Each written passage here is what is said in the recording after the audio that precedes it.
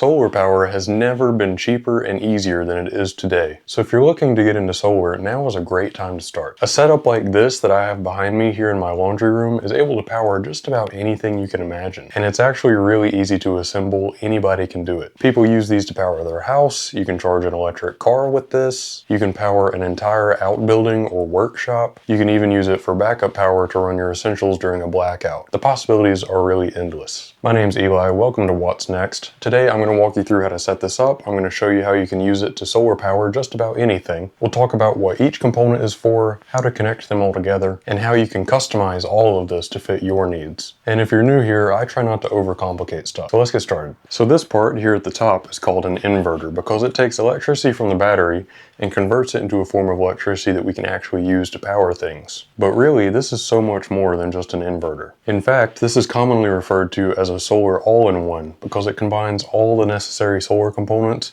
into this one single unit. I reached out to WattCycle because I'm a big fan of their batteries, and they sent me this unit to show you guys how to set one up. This inverter can put out a whopping 12,000 watts, which is a lot. You can even connect multiple of them together for up to 72,000 watts if you want to power your whole neighborhood, I guess. To put that in perspective, all of the lights and outlets in my house only average around 150 watts at any given time. When the fridge runs periodically throughout the day, it adds about 300 watts. My TV pulls about 70 watts. The microwave pulls about 1500 watts when it's running, and my coffee makers pull about 1200 watts each when they're running. So none of that will even come close to the limits of this inverter. Also, an important thing to note is this is a split phase inverter, meaning it can power 120 volt items like lights and outlets, but also 240 volt items like your dryer or your oven. We'll come back to powering things because I'm going to show you how to do that, but let's talk about solar panels for a moment. This inverter can accept up to 18,000 watts of solar input, and this is actually an old model. By the time you're seeing this video,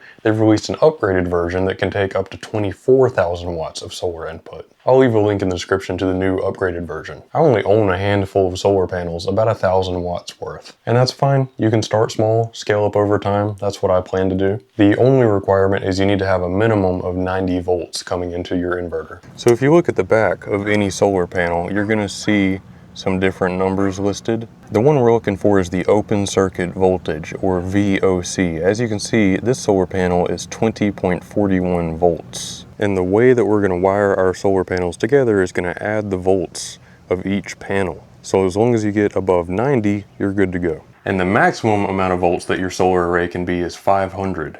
My solar array with pretty much every panel I own is only about 1/5 of that, so I've got a long way to go before I can really use this thing to its full potential. You remember how I was talking about this is a blank slate that you can do anything with. You can start with just a handful of solar panels like me and only 1,000 watts of solar coming in, and then scale up to 24,000 watts of solar. So let me show you how to wire up your solar panels. It's very easy. No matter what solar panel you buy, you're going to have cables like this on the back. Usually the cables will be labeled with a minus sign for the negative one and a plus sign for the positive one. If you take a look at the two connectors, these are called MC4 connectors. But what's great about these connectors is, as you can see, there's a male one and a female one. So all you got to do to hook them together is take a male connector from one of your panels and connect it to the female connector of your other panel. So I'm going to take the male positive connector from this panel and the female connector for the negative cable from this panel and just snap them together like that. If you want to connect a bunch more panels like what I'm doing, it's the same thing. Since I have an empty negative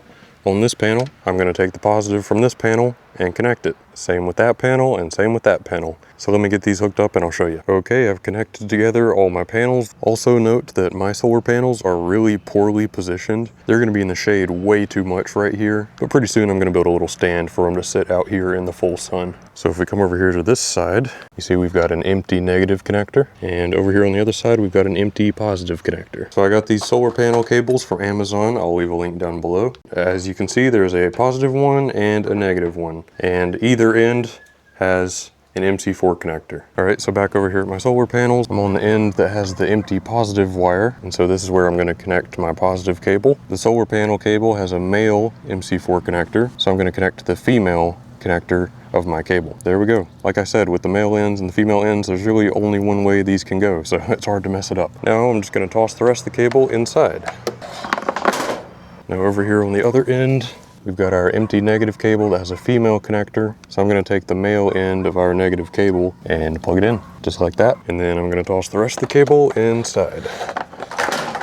Now we're back inside the laundry room, and I've connected the other end of these cables to this. This is a solar disconnect switch. This is just an extra layer of safety. It's basically like a circuit breaker in your house. If you have the switch flipped down, then your connection is broken. If you switch it up, then your connection will be live.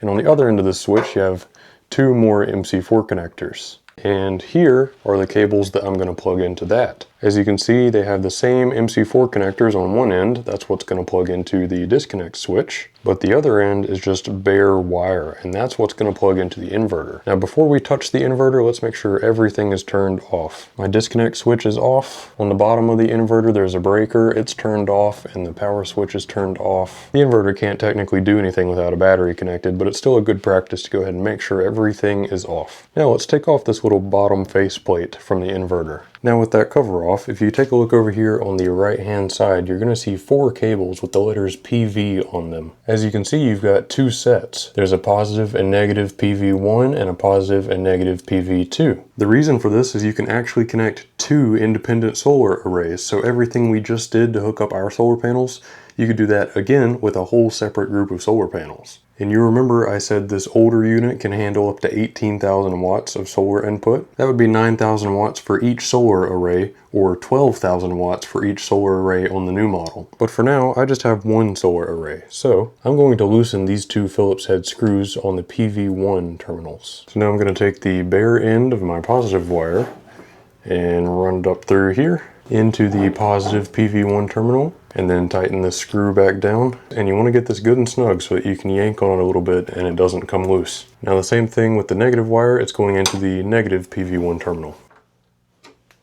Now you can plug the other ends of those cables into your solar disconnect switch, but make sure your solar disconnect switch stays off for the time being, because now we've got to connect the battery. And I'm actually really excited about this part because this is where Watt Cycle has gone above and beyond to make it as easy as possible. You can get this Watt Cycle inverter in a bundle with a battery that's specifically designed to work with this inverter. All I've done is anchor it to the wall so it doesn't tip over, and it comes with everything you need to anchor it to the wall like this. So come around to the right side of the battery, and before we mess with anything, we're going to make sure this breaker is off and the power button is not lit up. That's also off. So now you can grab the big old positive and negative cables that came with the battery, and check this out. On one end of the battery, you have your standard battery ring terminal that's on every battery cable. That's what we're going to hook into the inverter, which is very easy. I'll show you that in a minute.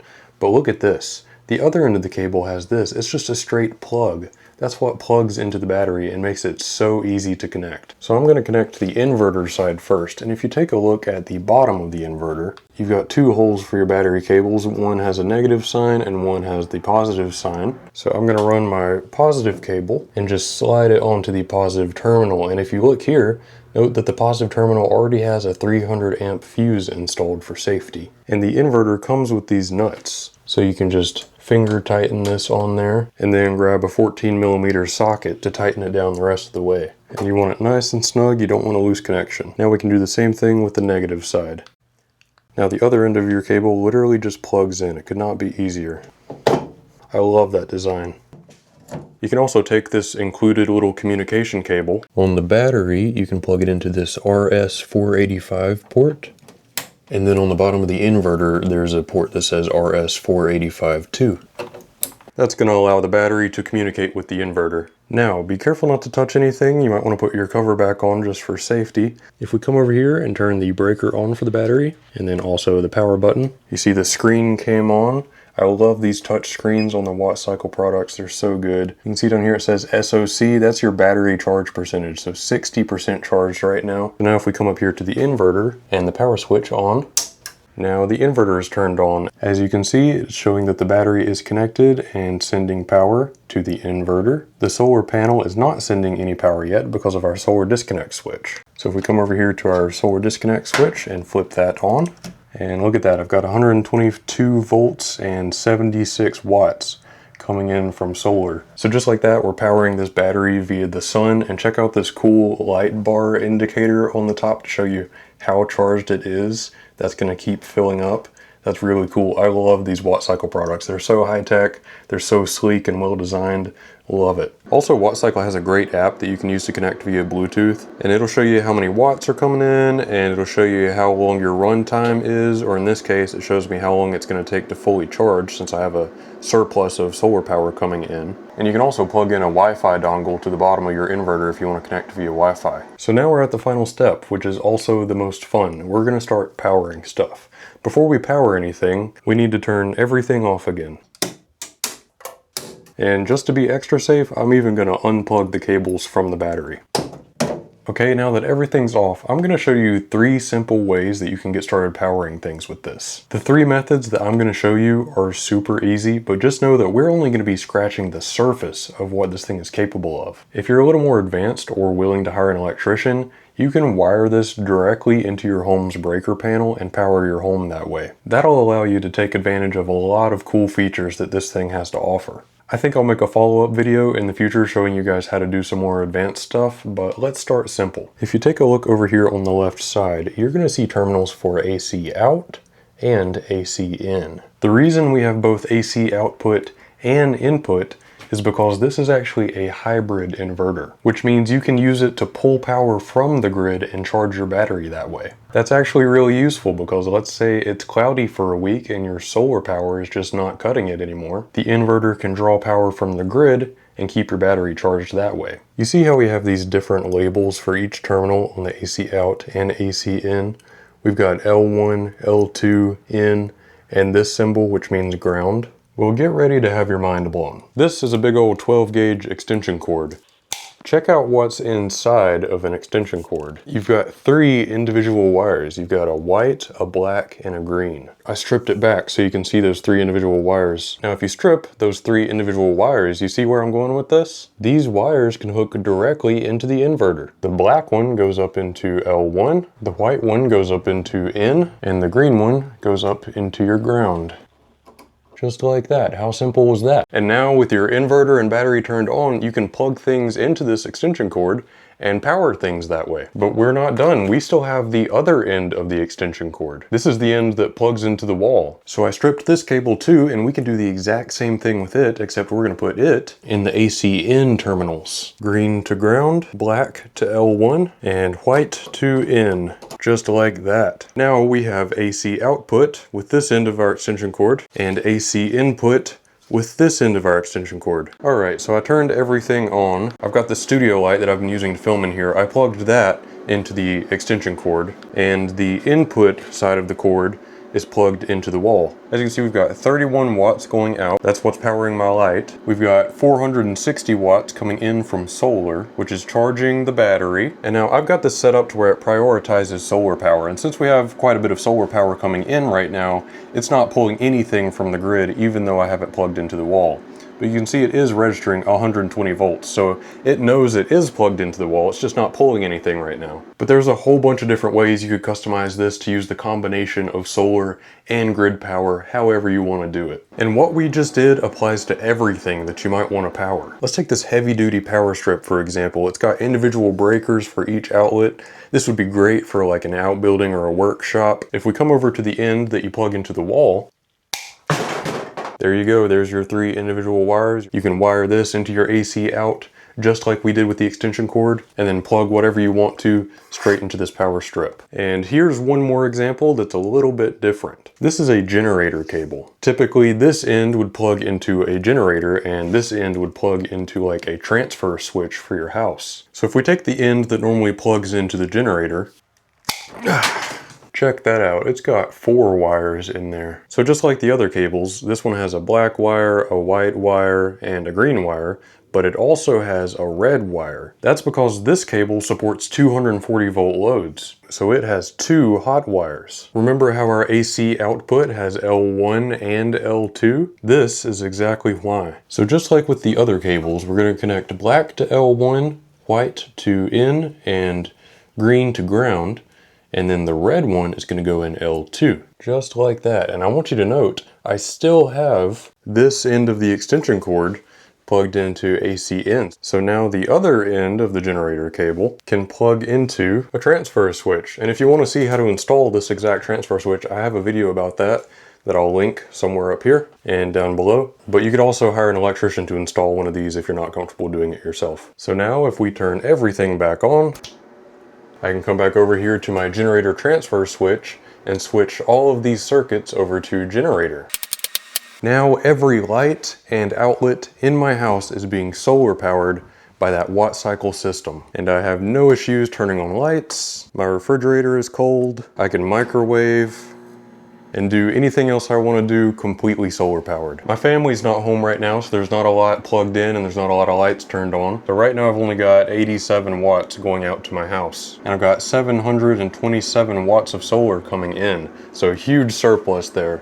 Not only am I powering my house, I'm also charging the battery. So now I just need to organize these cables a little bit, make it look a little nicer, and then I'll be done. And like I mentioned, this is just the tip of the iceberg. There's so much more that you can do with a setup like this. The next thing I'm gonna do is set up a much better solar array. I'm gonna get several more 200 watt panels, string them all up together in an array and set it out in the full sunlight. So I have a lot more solar coming into this setup. And just with that little upgrade, plus this generator cable plugged into my transfer switch, I'm gonna be reducing my energy bill every month because all of the lights and outlets in my house are powered by solar instead of the power company. So please drop any questions down below in the comments. I'll be happy to answer them.